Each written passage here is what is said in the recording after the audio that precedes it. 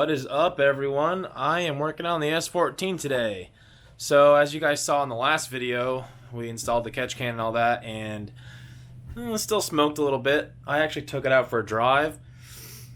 It smoked a lot. I came back and I noticed this. Hopefully it's just the turbo. Yeah, so I have a RB20 turbo on the way. It's coming from Canada, so it's going to be a little bit. Hopefully it's here next week, but today we're going to pull the turbo and see what kind of carnage we got and get things ready for the 25 turbo to show up. So first thing we're going to do here is disconnect the lines going to the turbo. I'm going to start with the charge pipes, get those out of the way, and then we're going to drop the exhaust, get that out of the way. And then we're down to oil, coolant, all that fun stuff. And actually pulling it off the manifold. Hopefully it comes right off. It looks like all the studs are in decent shape. Who knows? Some of the stuff can really suck. So, we'll see what happens. I got this pipe off, and then the intake pipe, I got the mat ball unhooked, and I got this all loose. We're ready to pull this off. Get this out of here.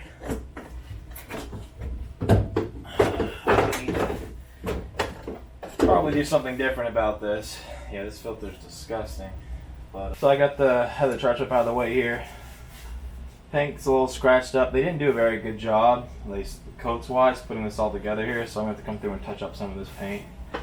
Ideally I would like to have done a different color than black, but I'm not painting it unless I have to pull the motor.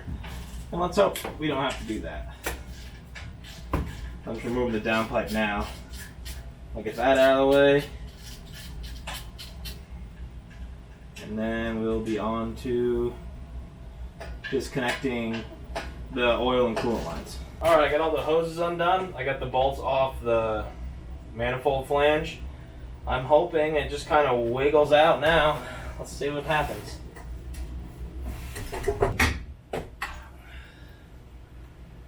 This guy up out of the way.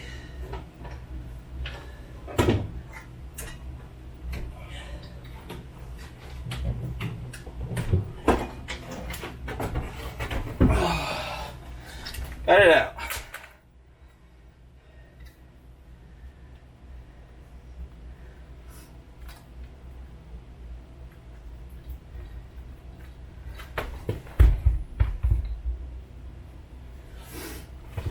It feels okay, but like I said, there's oil and coolant mixed behind it, oil in front of it.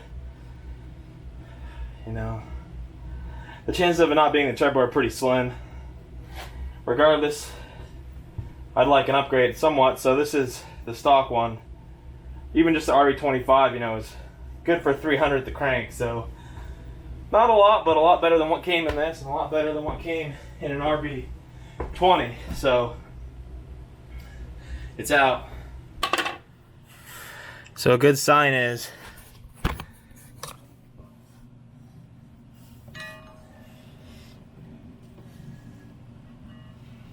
it's dry in here. As you can see, the downpipe is soaked. So I'm pretty confident it's the turbo. Hope we should be in the next couple days, and then we'll get it in.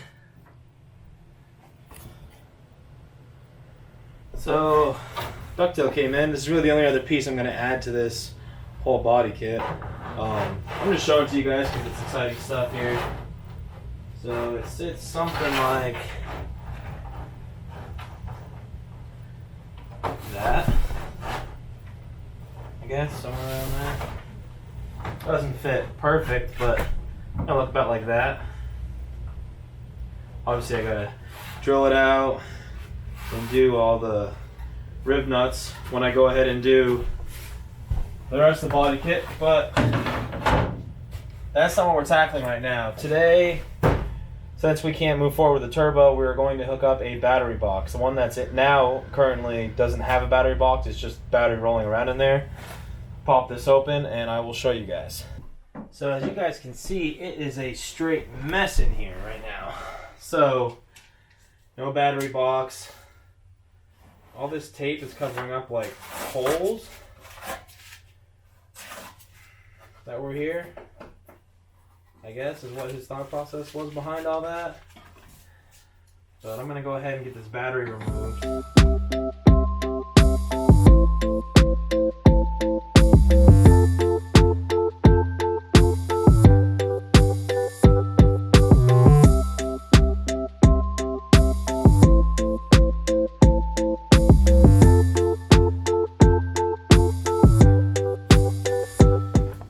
Alright, so it's officially all together. I have not hooked up the power and ground yet. This is how they had it hooked up before. I'd like to have it somewhere a little better, but it is what it is. I don't have it obviously bolted down yet for the top just because I'm taking it on and off. And these are just plastic over top of the stainless, but I actually kind of like the look of it. I'm just going to leave it on for now to protect it.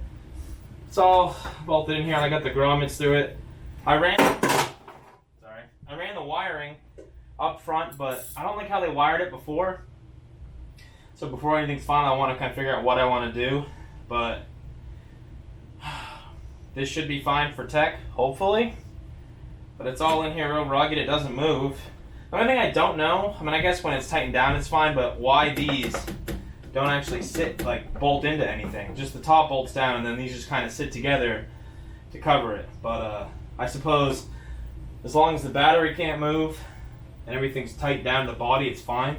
The reason why it's kind of cockeyed like this is just because of the angle I had with the frame underneath.